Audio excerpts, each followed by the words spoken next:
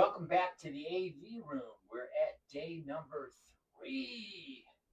Had a pretty good day today. Had the new Burger King Halloween Whopper orange bun with black seeds and spooky, spooky.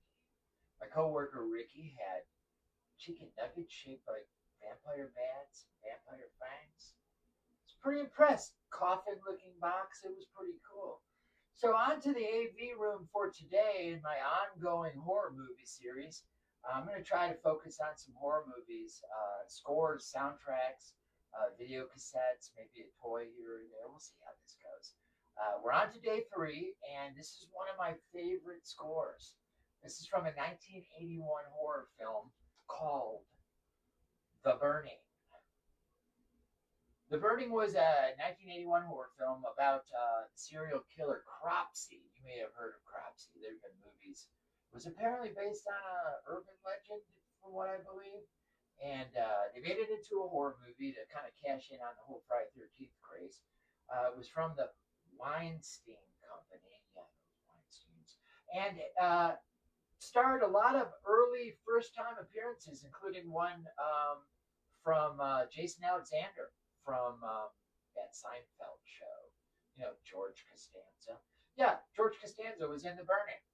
So the soundtrack to The Burning was done by Rick Wakeman from the rock band Yes. This is a repress. This repress is from One Way Static Records. It's a numbered copy, 187 of 500. Now this was an original. This had an original soundtrack when it came out. At one time, I had that, but I sold the collection. Don't sell your collection. So I got this one. This is a one-way static.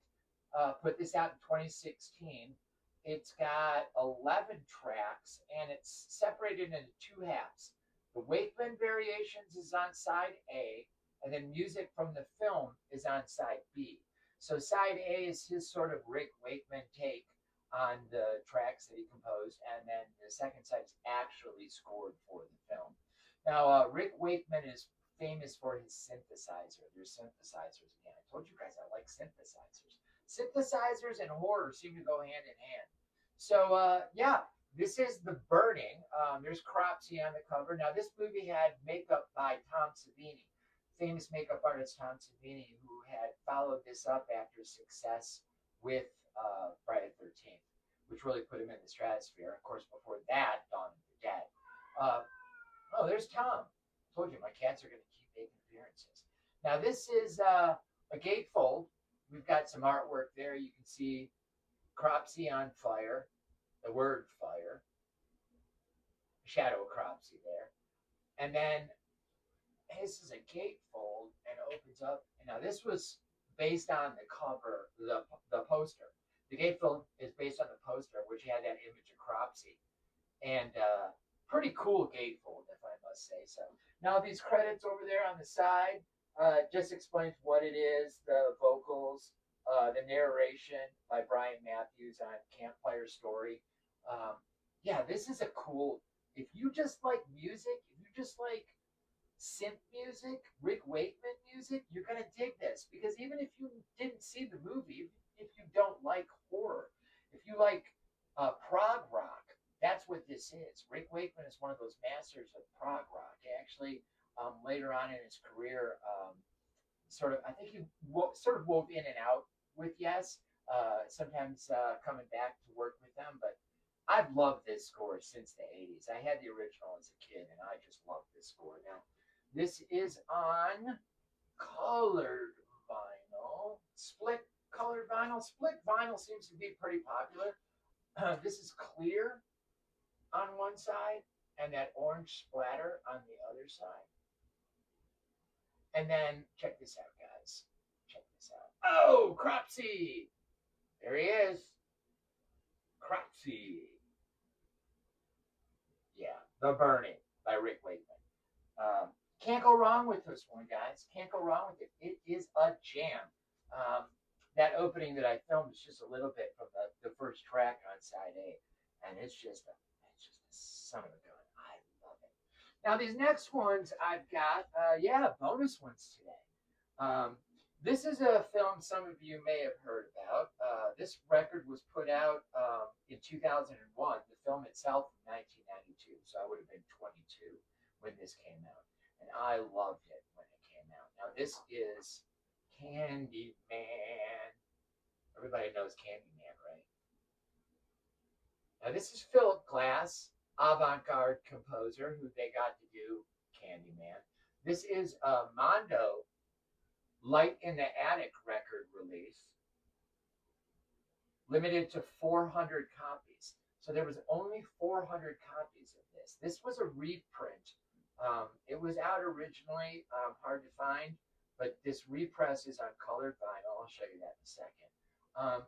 So now this one's got 4 tracks on side A and 3 tracks on side B. And if you've seen the film, it's very avant-garde. It's very horror mood, ethereal kind of jams. Quite the opposite of The Burning. If you're familiar with Philip Glass at all, I'm sure you can find his stuff on YouTube or Spotify. Huge following for Philip Glass. Now this came with an insert, and I'll show you that here. That's the insert, and on this first side, it's got actually quotes: Tony Todd, Ted Raimi, and Xander Berkeley, actor from Terminator 2, Judgment Day, etc., etc., etc. And then on the other side, it talks about the score. We've got someone talking on behalf of Philip Glass, a paragraph from Clive Barker, and then a paragraph from Bernard Rose, director, actor.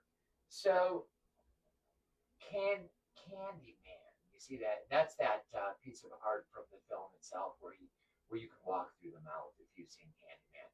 Candyman had a sequel, a threequel, and then a reboot years later. The original Candyman, however, it's the bar. Candyman is just absolutely amazing. Based on a Clive Barker story, of course. And now this one came on colored vinyl as well. This one is that swirl pattern again that we keep seeing with these horror scores. There's the first side, and you can see the bees on the label there, that custom label. And then on the other side, we've got that. So Candyman with the swirl yellow and black, of course, very bee looking to keep in line with the film. I love this score. Gets a lot of play, especially around Halloween.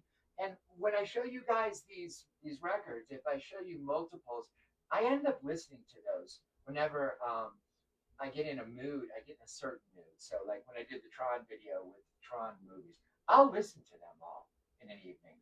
Or the Candyman. I'll listen to Candyman. I'll listen to it after The Burning, or vice versa.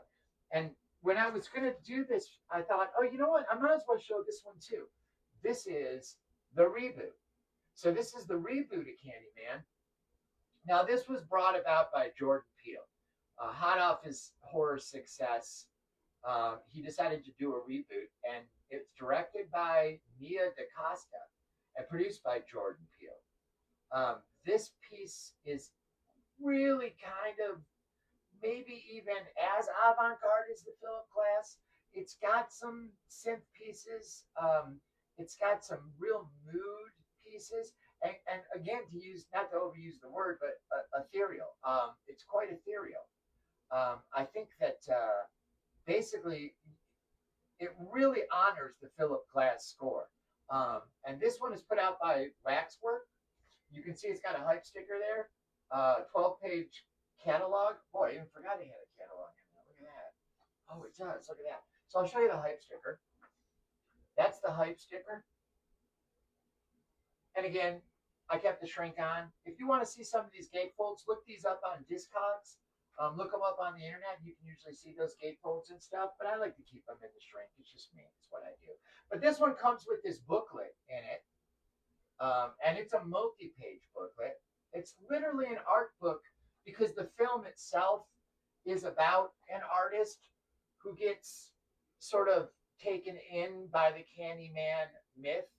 And so it says here Gil Cartwright, Anthony McCoy, and then it gives you all the art that's used in the movie or was created for the movie. See that there? Can you see that there? Should be doing this like this. I'll get better at this, guys. I'll get better as this goes along. That's what this is all about, you know. But as an artist myself, I think that's one of the reasons I loved this movie so much. I love the art in this movie. I'm more of an illustrator. This is more avant-garde oil paint, maybe oil and acrylic, maybe mixed media. And there's the composer. Yeah, it's an amazing score. Amazing score. This one gets a lot of play on its own. Again, if you've never seen the movie, you may love this score. Now it's by Robert Ike Aubrey Lowe. Robert Ike Aubrey Lowe. Yeah, that's his name, Robert. And this piece on the back is by Gil Cartwright. See, it says there, Gil Cartwright. So Gil Cartwright is the artist. And the musician is Robert Ike Aubrey Lowe. That's it. This is a waxwork. This is still really relatively easy to get. I believe you can still get it on their website. Now, this is on colored vinyl as well. And check this out. Again, it's that real wax mage kind of look to it. See, and then we got the Candyman on the back. This was a Waxworks press. Waxworks, when they want to, they crush it with the beautiful vinyl. Sometimes just the solid colors. Sometimes it's really mixed like these are. It's a 2-disc set, both 33 and a third. This is the second disc. Isn't that beautiful? Isn't that beautiful? Look at that. That's just beautiful. It's gorgeous on its own. You could frame this. It's so gorgeous. Yeah, so that's Candyman, the reboot, the Jordan Peele one, if you will. I loved that movie. I thought it really was a fantastic follow-up. Much better, in my opinion, than Candyman 2 or Candyman 3. Oh, there he is. See? Oh, there he is. He's back there. There he goes.